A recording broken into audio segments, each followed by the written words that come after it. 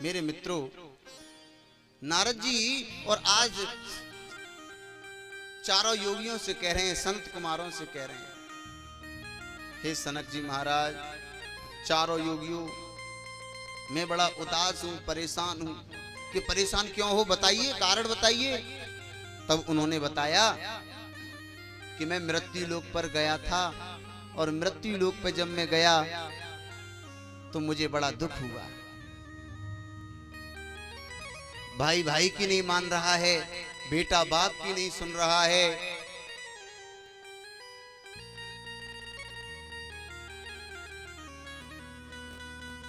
मैं भ्रमण करते हुए और जब वृंदावन के समीप यमुना जी के किनारे पहुंचा तो मैंने क्या देखा कि एक अबला नारी रो रही है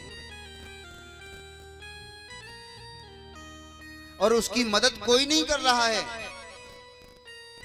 अब जब नारद जी कह रहे हैं कि जब मैंने और उस नारी को देखा तो मैंने कहा महाराज ये नारी है, इसकी मदद करनी चाहिए। देखो कितना भी अष्टपुष्ट पहलवान क्यों ना हो, अगर वो माँ बाप की सेवा नहीं करता, दीन दुखियों की अगर मदद नहीं करता, वो मरा हुआ है। कितना बड़ा पहलवान हो, कितना भी बड़ा धनवान क्यों ना हो, अगर असहाय बेसहारा लोगों की मदद नहीं करता या अपने माँ बाप की सेवा नहीं करता, माँ बाप दुखी पड़े हैं और वो अपना आनंद ले रहा है, तो वो व्यक्ति पैसे वाला भी मरा हुआ है। मेरे भगवत प्रेमियों,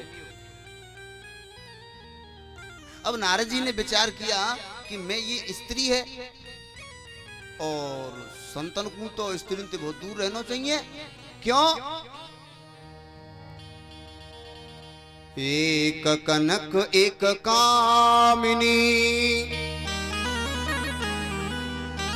एक कनक एक कामिनी,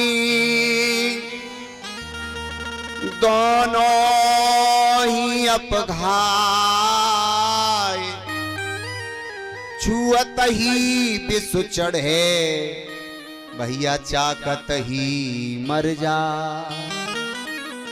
एक कनक माने सोना और एक कनक माने धतूरा।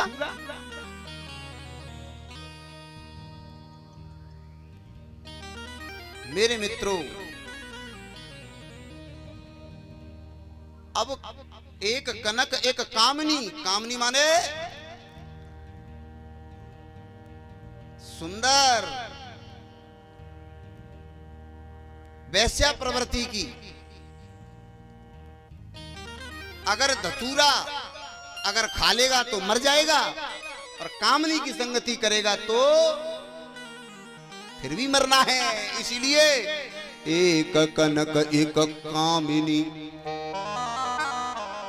दोनों ही अपघाय, छुअत ही विष चढ़े, भैया चाकत ही मर जा। अब नारद जी क्या कह रहे हैं, भैया ये नारी से दूर रहिए, लेकिन फिर क्या कह रहे हैं कि अगर सेवा नहीं करूंगा तो फिर भी मर जाना है मेरा। तो दूर से ही प्रणाम कर रहे हैं, देवी जी मैं तुम्हें प्रणाम करता हूं, तुम कौन हो? अब वो भक्ति, नारी कौन है? वो भक्ति है। वो क्या कह रही है, नारद जी हमें मालूम है बनी बनी के चेहरों पर लाखों निसार होते हैं और जब बनी बिगड़ जाती है तो दुश्मन हजार होते हैं।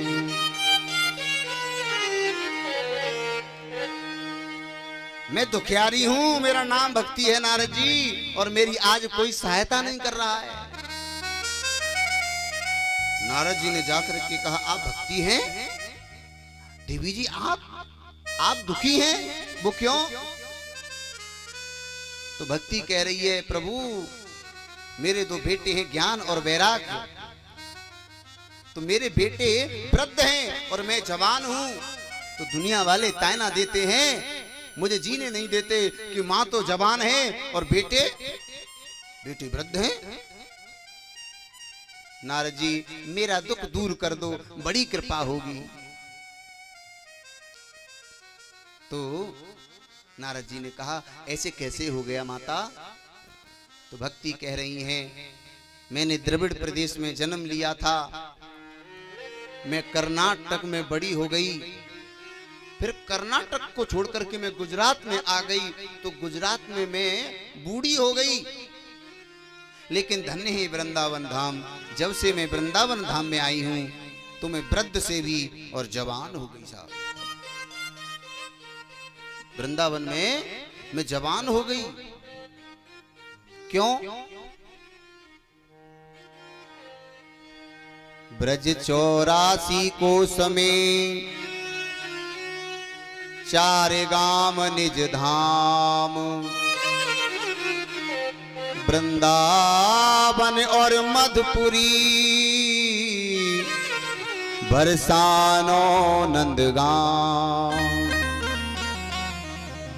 वृंदावन के वृक्ष को मर्म न जाने कोई, डाल डाल और पाते पे श्री राधे राधे हो, श्री राधे राधे हो।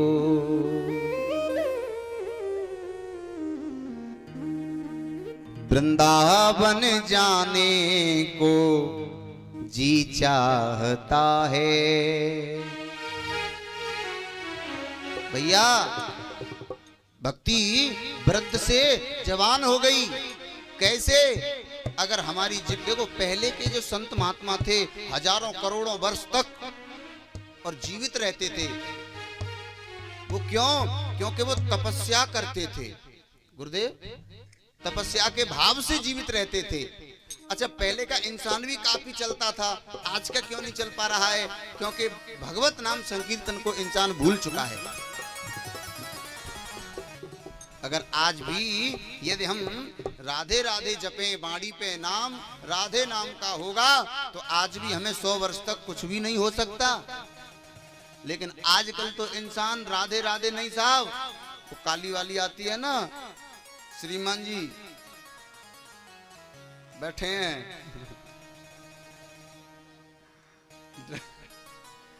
तो भैया बुरा मत मानना, ऐसे लोगों की आयु 100 वर्ष ना आती। अगर 100 वर्ष तक आयु करनी है तो वृंदावन जाने को जी चाहता है। अब वो वाला वृंदावन, वहां भी वृंदावन है और अब ये झगरार भी वृंदावन बन गई। तुम चिंता मत करो, 7 दिन बड़ा आनंद आएगा। पर अपने 12 बजे तक करेक्ट 4 बजे तक घर को तारों लगाए के पंडाल में आए गए,